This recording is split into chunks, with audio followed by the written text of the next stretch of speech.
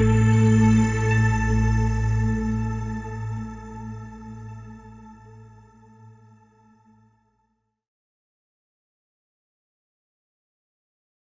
right, ladies and gentlemen, welcome to this episode of Beyond the Peak. We are here with Mr. Preston Smiles. Bro, welcome to the show, man. Excited to have you here. Rah, rah, rah, let's go. Blessings and blessings, fellas. It's just such a beautiful full circle moment to be right back in these seats. Talking on Zoom, loving on each other, cracking jokes. It's good, man. Yeah, bro, it really is. It really is. So I'll give a little intro to who Preston is, and obviously here with my partner in crime, Oliver Wolf. Partner in crime. Interesting way to put it. Partner, considering the theme, let's call it partner of loving onto the world. Partner of love, partner of light. Yeah, we are not gay. All right, let's drop in. So Preston Smiles is a global influencer, master coach, 7-figure entrepreneur, international bestseller and speaker. But more importantly, he's a force of love in the world, embodying his mission of love's voice, here to remind us of the one truth that love is, was, and all there ever will be. He's also the father of 4 amazing kids and a wife of a badass in her own right, Alexi Panos. And personally, I've seen my life, radically transformed by Preston's teachings and his leadership. I've gotten the privilege with Oliver to get to work within his team in Kaboom and the mission that they're on for over 1.5 years. And so I've gotten to see the ins and outs of your world, P, and the work that you're on. And it's been a blessing to be a part of this journey. And I'm so excited to have you here to be able to dive in with you. Hell yeah, let's get it. Let's get it. Let's go. Yeah, Oliver, you want to kick us off with the first question to dive in? Yes, please. And thank you. So, one of the first things we want to ask as we get into this whole thing is basically, it's kind of obvious considering the theme of our podcast, but what would you say is the key to living a life that is both wildly successful, right, by the standard terminology of successful, and aligned with health, family, and lifestyle, and all the things that someone actually has passions for, but often puts to the wayside as they seek that one peak? The key. I don't know if there's one. I will say that one of the most powerful tools that I've been able to acquire and really embody is learning how to pivot and shift without being attached. I think that not even I think I know, and they speak about this in Buddhism, that the attachment is the beginning of all suffering. And so when we become attached to outcomes, right? I used to be attached to how much income I made, and I switched that to insights and impact. And the income came based on the insights and the impact, and all of that was available because I was dancing in the now, dancing in the isness, and recognizing that in this moment, and it's all the moments leading up to this moment, all my needs are met. So we get trapped in this ego game because the ego mind will never be satisfied, and we're continuously trying to satisfy it through the game of outside in versus inside out. And I've been in this trap multiple times, hundreds of thousands of times, but I've also gotten out of that trap hundreds of thousands of times. And that, to me, is what makes me powerful. Not that I don't fall, not that I don't fail, not that I don't have the experience of desiring to have my cup full from riches and cars and houses and having the best relationship and things of that nature. Those things aren't bad or wrong per se. The question I sit in often is it working? Is it effective? Does it feel good? And being, and you know this because we've said it 1 billion times in Kaboom, we say high intention, low attachment. So I have a high intention to be a weapon for God's love. I have a high intention to be a transformational facilitator. a good husband, a good father, a great citizen. I have a high intention, but I'm not attached in such a way that I am blinded by what else is trying to move through me, what else is trying to be birthed in my consciousness. And so, in a word, maybe is where I win. Love that. That's interesting. I've actually not heard you say the whole maybe statement at the end there. Also got to recognize, as usual, lyrically beautiful. I love listening to you and your voice. And I think that really lends. I even just think of my own experience and anybody else's. And even we had John Broman on the podcast. He mentioned something similar of like, pain is just the difference between expectations and reality. Right. And it's similar to what you're saying, is like, by setting these expectations of what we want. Yeah. The moment they don't arrive, and if we're attached to those expectations, that's when we feel that negativity. Real talk. The thing that I'm reminded of often is spirit can only do for you what it can do through you. And so the game is to become a vessel for that which we call whatever we want to call it, God, Spirit, Buddha, Krishna, Jesus, Allah, Source, whatever we want to call that thing. It can only do for us what it can do through us. And so if I am attached, if I believe I am not good enough yet, if I don't have enough followers or enough comments or enough podcast subscribers or enough fill in the blank, that is a signal.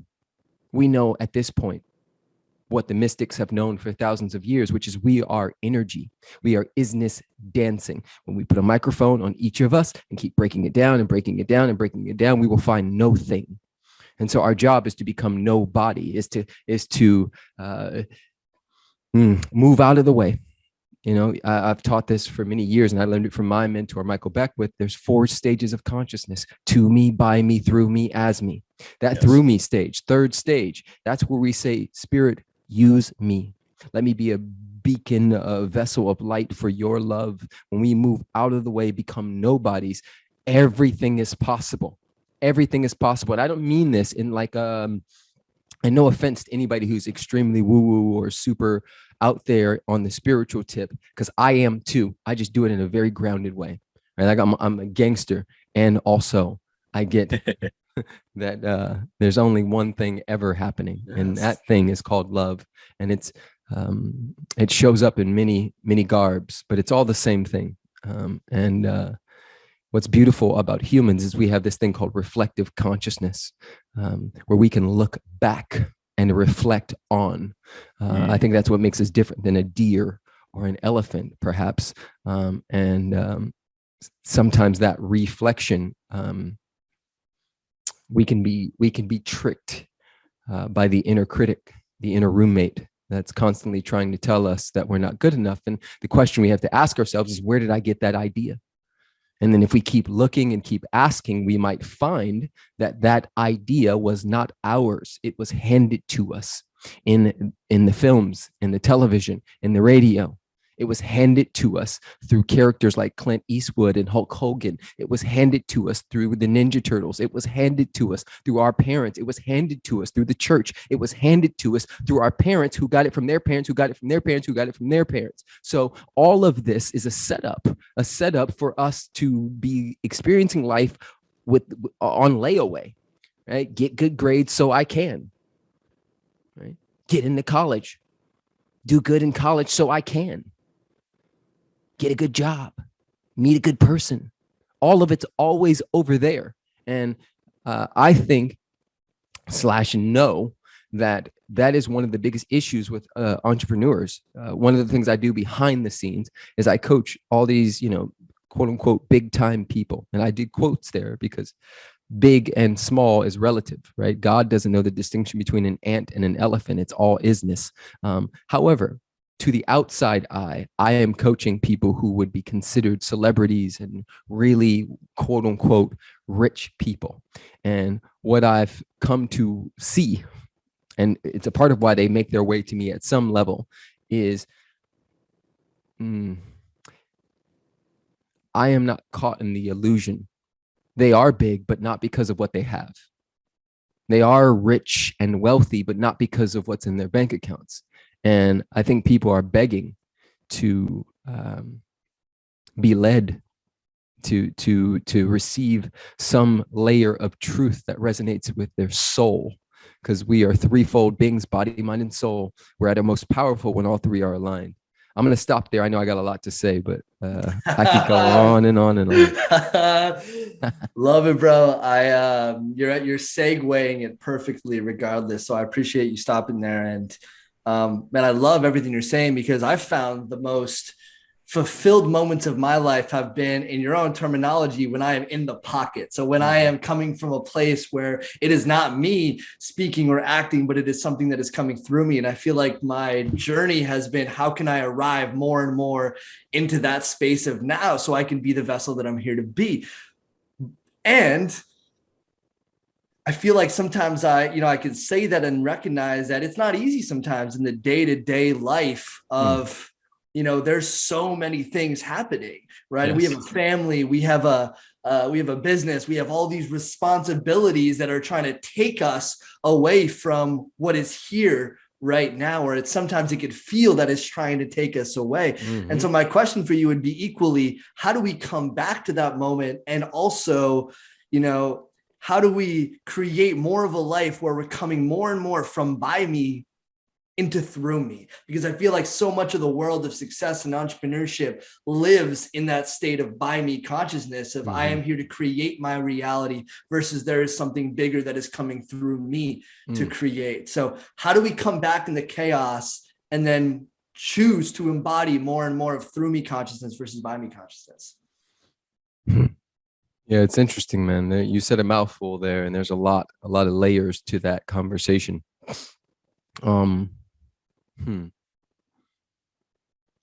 One of the first things I would point at is it's almost impossible to transition through those stages of consciousness if you believe that one is the best, that one is better.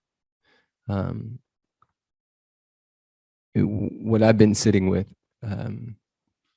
and keep remembering is there's a lot of gray.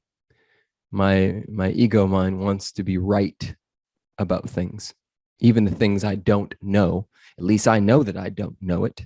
And it's all this ego trick where I'm trying to create safety and put things and people in boxes. And the more, I'll say this, the deeper I study, the less I'm attached to right and wrong, good and bad, left and right, because all of it's relative. All of it is relative. So I'm going to jump, and it'll make sense. When I used to be an actor, there was this statement that acting teachers used to always say: no small parts, only small actors. And I believe the same is true for entrepreneurship.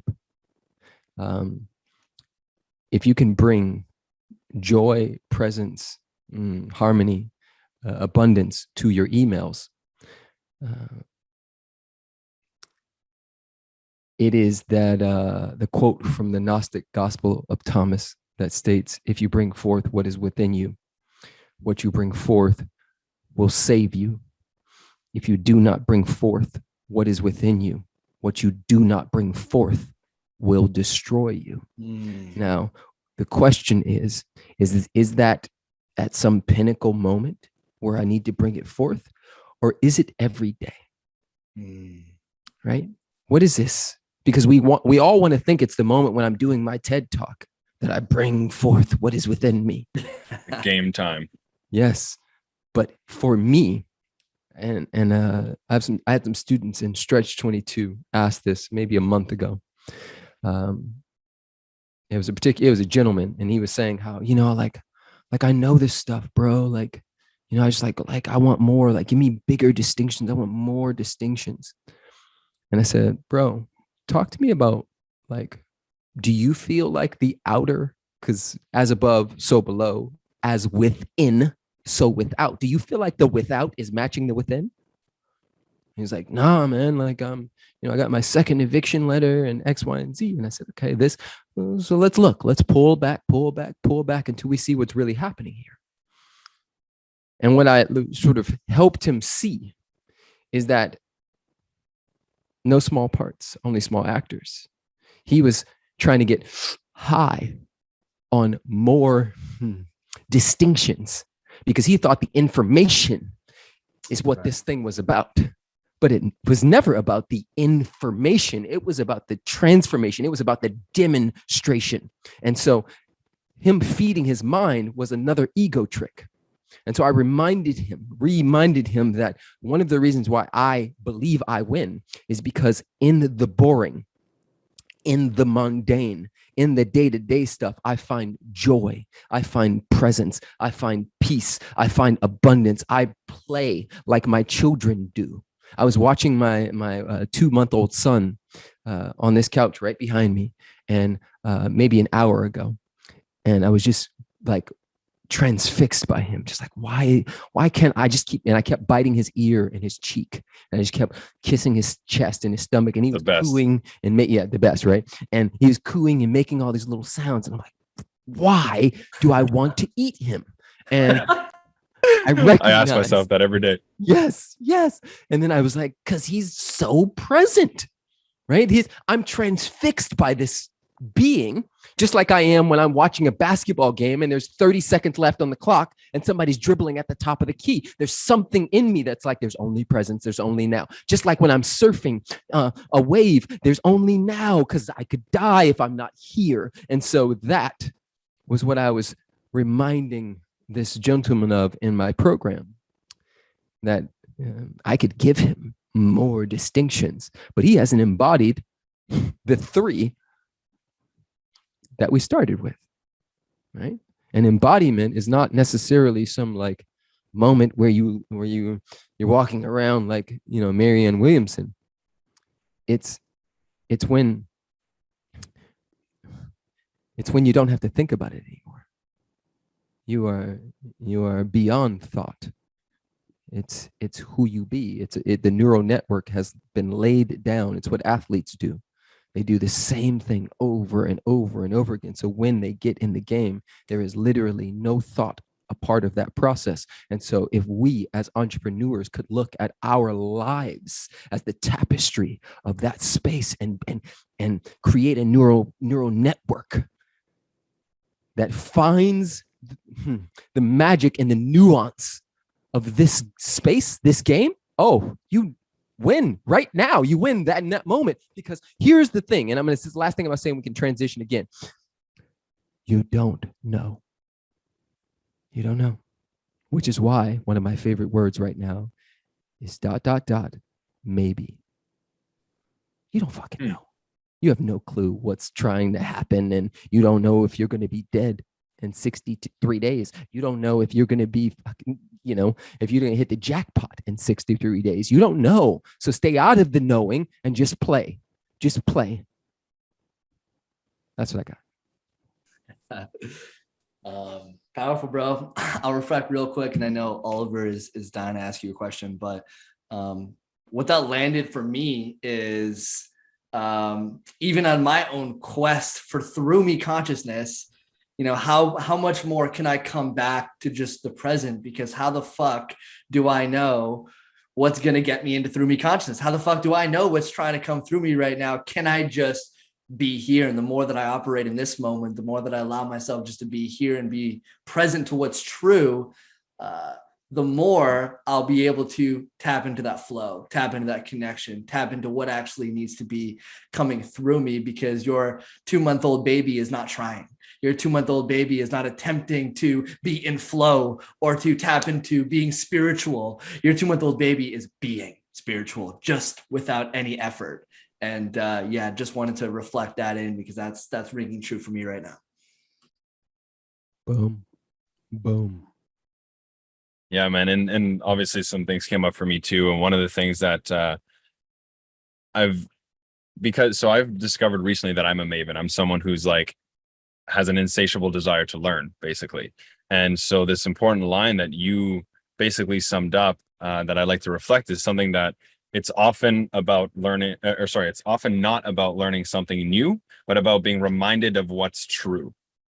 And like you said, there's just like so many people that get on this information high, right? Like, oh, that sounds so interesting and new, and I got to try that. That's probably going to fix everything because I've not thought of it yet. Versus, dude, do you even like the rituals that work, that you've heard from 30 fucking people?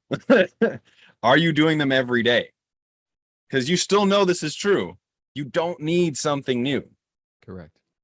It's very powerful. And then another thing that I love to resonate with too is the whole ... maybe, and just play. It actually resonates a lot with where I'm at right now with this whole moving to Costa Rica and everything. Like the epitome of what I've been doing is like what I've been calling adventure, which I believe is very resonant to what you're saying with the ... maybe. It's like you're just seeing life as a ... maybe / adventure. Like I'm just having fun with it. I don't know what's going to happen, but I'm throwing myself at it. And I think Truth. That's just going back to the baby. What my child is displaying will never leave him. And it has never left me, nor anybody listening. There's a part of each of us that has never been hurt, harmed, or endangered. There's a part of us that is still a curious, childlike being. And what I believe we way showers are up to is coming back home to the self. We are walking each other back home to the self. And that walk, as they say, and I'm jumping all over the place with all these different metaphors and analogies and stories. The Lakota tradition says that there's two roads. There's the red road, and I've renamed it the purple road because they call it the black road. And so if there's any Lakota here listening, deep apologies. And too many things that are black have been labeled negatively. So I'm gonna change the association with the color. So there's the red road, which is narrow, which is a little more challenging, but quite rewarding. And then there's the purple road, which is wide and easy to navigate, but not as fulfilling. And what I hear you saying that you're up to is the red road. A little more challenging, but deeply fulfilling. And the fulfilling part is because we're riding a wave that we cannot control. That's one of the things I love the most about surfing, is this wave comes from thousands of miles away. And it is unique and only there for me in that time in human history. It will never, ever repeat itself. Each wave is a snowflake. And what I do on and with and how I harness that wave is on me. But it chose me, just like I chose it. And that to me is very similar to how we navigate life. Yeah, it's good stuff. Beauty, bro. I'd love to transition the conversation slightly and yet not really. Same theme, but slight different direction around, what I have a feeling will come up with some people as they hear this. They'll say, Preston, this is all great and all, and I have a multi-million-dollar business. I have this thing. I have a team of 30 people that I need to feed. I need to know what's going to happen in the next 6 months. I need to know that there's money coming in to our business. I need to know that we're growing and reaching more people so I can afford to give to those people on my team what they need to survive because they rely on me. And as someone who runs an organization with 30, 40 people, and I've been in that, and I've witnessed you have a beautiful level of trust in your team through that process. How do you navigate that same conversation of I don't need to know when you could say reality says I actually do need to know because I need to provide for my family. I need to provide for my business. I need to provide for the people on my team. Yeah. What I'm not saying is don't plan, right? We plan and we set goals. But what I am also challenging and sort of putting into the place is that you can do that. So it gets you going in a direction. But like ultimate truth, ultimate reality is you can't control any of it, right? You can set things up to the degree that you can and hope and pray and all of the other things. But, you know, just like in parenting, I can't stop my kids from getting the lessons they came to get here in this lifetime. I'd like to be able to block every quote unquote negative thing that comes their way, but I can't. And it's similar in business from where I sit. Nobody's going to die if we don't hit our quota. And if they do, then it was already written. That was a part of their journey. I think it's awesome to be planted in the reality of like masculine yang energy. But often those same people lack or are out of practice in their yin. And what they don't understand is it doesn't matter how much structure you put in place, the feminine is going to come and destroy that shit. Oh yeah, and she will not be forgiving. Nope. So it's fun, you know, fun to think you got it. You got it all figured out. I've cracked the code. I know the matrix. I've figured out the algorithm. We've got this.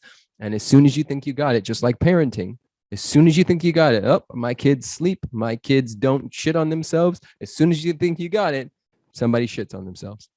And that is... That literally happened to me yesterday, for the record. Yes. Kira shat on Leona's foot, and then Leo was just like, huh? That literally just happened. So no analogy here. Yes. That's hilarious. Yes, I know. It's happened to me. It's happened for me. I had poop on my fingers earlier. That was not my poop. Oh, it's too good. It's too good. Yeah, man. Ride the wave. Have fun. Declare. Figure it out. Be super structured and masculine and all that stuff. And hold enough space to where you also know. Because here's what's awesome. And I remind my clients of this. And I'm going to go back to a client. This was like literally 8 years ago. I had this client and we were making deep progress. And then she got on the call and she lifted up these papers like this. She had tears in her eyes. She had these papers and she lifted them up. She said, I got this letter in the mail today. And it's from my ex-husband. And it says that we got to go to court. I took a deep breath with her and I was like, thank you for sharing. And so, what does that mean? And she was like, what do you mean? What does it mean? It means I got to go to court. And I said, okay, but yeah, tell me more. What do you, because what we're looking at is a white sheet of paper with ink on it.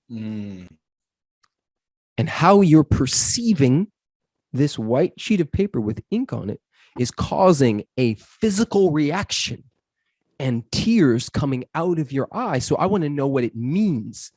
Where have you taken those words? Where have you placed this? What have you already cast into the future?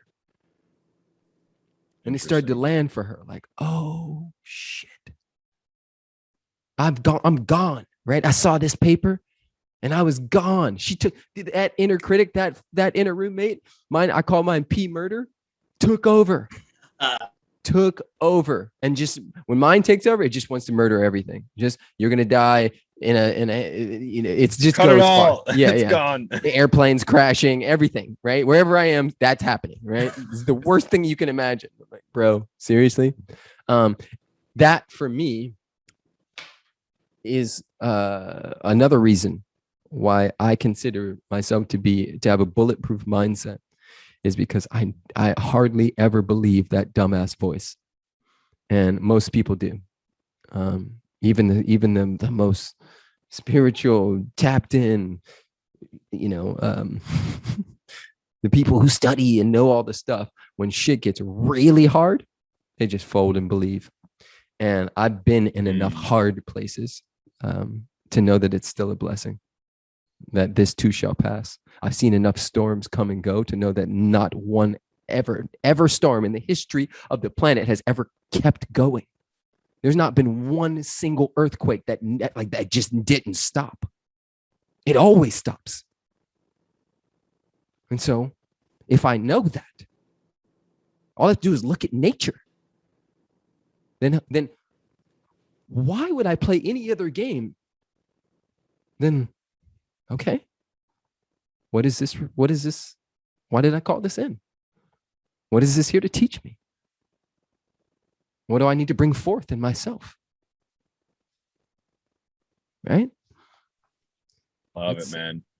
Love it. And that actually even just lands for me personally. Like right there, I was like, oh, I just got a little Preston coaching session. Beauty. But for real, because with all the stuff that's going on, there's obviously like this, as usual, on the front, look at my posts. Look at me. I'm in Costa Rica, all this nice stuff. And like in the back, you just know what's up. Like it's chaos. There's crazy chaos. Some of the worst chaos that I've ever had to encounter. And to your point, it's like, and this is the opportunity to step up. This is the opportunity to grow. This is the opportunity to expand, stretch, all the things. Mm-hmm. And so thank you for the reminder. Another one of those things where this isn't news. This is just truth right now. Mm-hmm. And it's powerful to be reminded. Yeah. Now, a question that I definitely have is, throughout this podcast, right, you're sounding like, as we mentioned earlier, you're sounding like you've got it figured out, right? Mm-hmm. And what you figured out is that you just never have it figured out. And so it's like, right? So this has to bring up the question for people who are just not there yet, right? Yeah. Is how did you get to this point? Yep. Here it is. 9.5 years ago, I was sitting in a class in the process of becoming a preacher, if you may, through the New Thought religious science movement. And I was reading through a book called The Science of Mind by Ernest Holmes.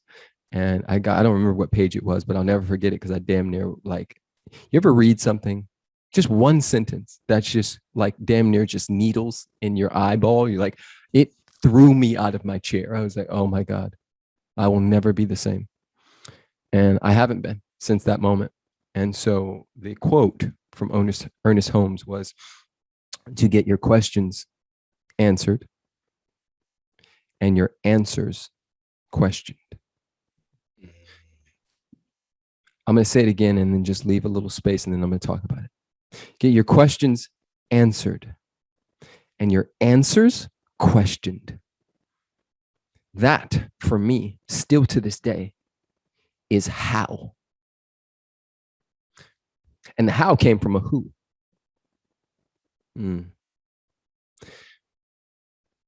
Most people just type into Google disempowering things and Google always answers. What I've come to understand about God is that it's not some white Santa Claus in the sky blessing some people and not blessing others. What I've come to know about God is it is frequency, and it can only say yes. What I've come to know about God is there's only one power, not two, not three, not four, not five, not six, not seven. There's only one. And the same power that Hitler used is the same power that Gandhi uses, the same power that Jesus used, it's the same power that Preston uses. So that power, from what I've come to understand, is only and always saying yes, yes, yes, yes, and more yes. Now, how it becomes, how the yes gets manifested is through our frequency, how we think, how we speak, how we act. All of those things create a conglomeration, if you may, of experiences. And the universe says, yes, yes, I will do your bidding. Yes, I will do your bidding. And so here we are. From a very early age, 99.99% of us, I'll leave space for 1%, but the rest of us, we're in the 99. 99% of us grew up like this. Be a good boy or girl, and mommy and daddy will reward you. If you stop being good, and behaving how we would like you to, mommy and daddy will take our love away. Now, while that's happening, mommy and daddy will send you to a church and a school that will play the same game over and over and over again until we get to about 18, 19 years old. And then we go into quote unquote college where the same game is still being played over and over and over again. Then we expect those same people to go into a relationship.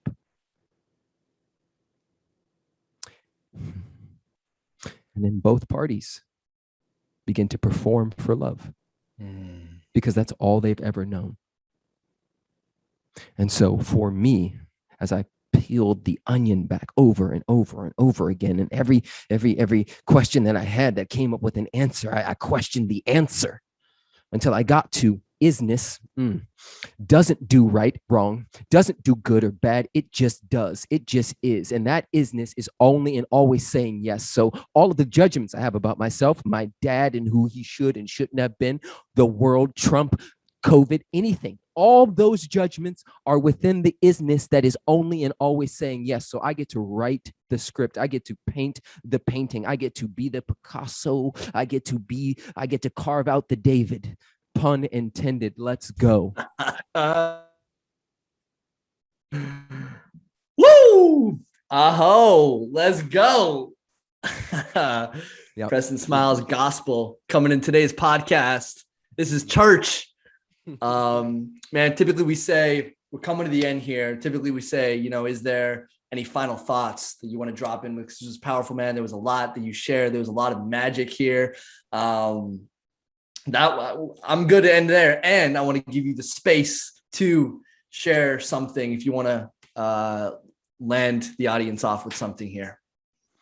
There's this story of a Chinese gardener who one day he woke up early in the morning and he went outside and he noticed that his prize horse was gone.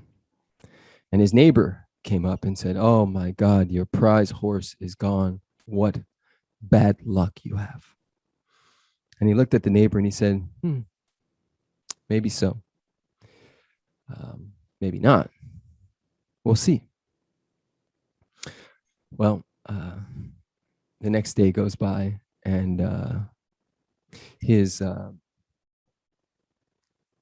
son was out in the field and saw a wild horse, a different horse that was with another group that was grazing in the back. And they were able to bring the horse into their stable. And the neighbor said, "Oh my God, not only did you get one horse, but you got two. What good luck you have." And he said, "Maybe so, maybe not. We'll see." Well, later on that day, his son was riding, trying to break the horse in, and he got thrown off the horse and broke his arm. And the neighbor came by that night and said, "Oh my God, your son, your only worker, broke his arm. What bad luck you have." And the Chinese farmer said, "Maybe, maybe not. We'll see." Well, the next day, the army came by looking for able-bodied young men to recruit into the army. And when they got to the Chinese farmer's door, they realized that his son had a broken arm and was bruised up, and they kept going. And the neighbor ran over and said, "Oh my God, what good luck you have.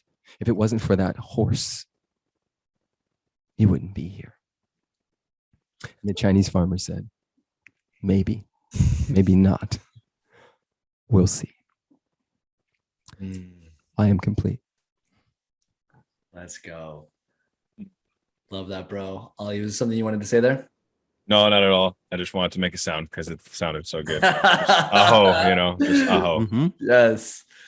Love it, P. Well, man, thank you so much for coming on today, for sharing your wisdom, for bringing all these lessons. I know there's a few things that really landed for me, and I know I can say the same thing for Oliver. So I appreciate you taking the time out of your life of entrepreneurship and content and magic and family and surfing and all the things that you be to be here with us today. And, the last thing I want to ask you is if someone, feels called by listening to this podcast, they feel called to work with you. How do they do that? What does that process look like? How can they get more of this? Absolutely, man. I appreciate it. I just want to acknowledge the little nugget that is waving. Number one. Number two, I acknowledge both of you for your pivot, for your sacred yes, for you, both of you recognizing that there was another journey calling you forward, and to see and be in the midst of that manifestation is nothing short of magical. And of course, that's my other favorite word. Of course. Look, it's what it does all the time. Yes.